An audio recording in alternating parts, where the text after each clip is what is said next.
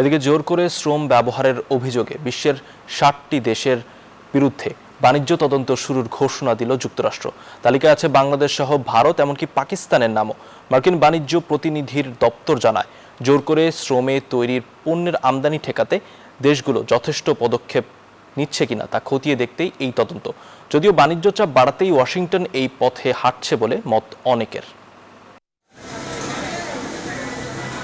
বিশ্ববাজারে চাহিদা মেটাতে মরিয়া গার্মেন্টস সহ একাধিক শিল্প প্রতিষ্ঠান বরাবরই চেপে ধরে শ্রমিকদের, উৎপাদন বাড়াতে বাধ্য করে অতিরিক্ত সময় কাজ করতে।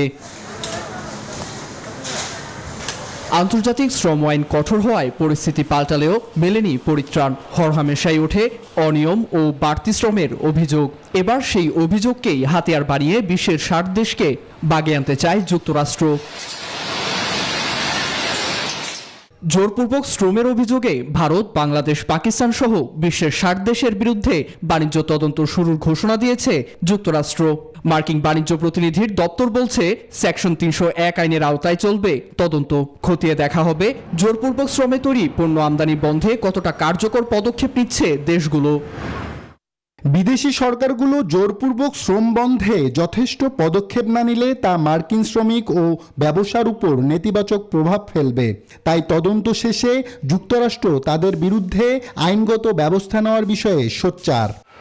একমাত্র স্মার্ট সিটি বসুন্ধরা, আধুনিকতায় এক ধাপ এগিয়ে। দক্ষিণ এশিয়ার পাশাপাশি তালিকায় আছে ওয়াশিংটনের গুরুত্বপূর্ণ বাণিজ্য অংশীদার অস্ট্রেলিয়া, কানাডা, ইউরোপীয় ইউনিয়ন, ব্রিটেন, কাতার সহ সৌদি আরবের মতো মধ্যপ্রাচ্যের দেশও। এছাড়া চীন ও রাশিয়াও রয়েছে তদন্তের আওতায়। ওয়াশিংটন জানায়, জুলাইয়ে অস্থায়ী শুল্কের মেয়াদ শেষ হওয়ার আগেই তদন্ত শেষ করে প্রয়োজনীয় বাণিজ্য ব্যবস্থা নেবে মার্কিন প্রশাসন।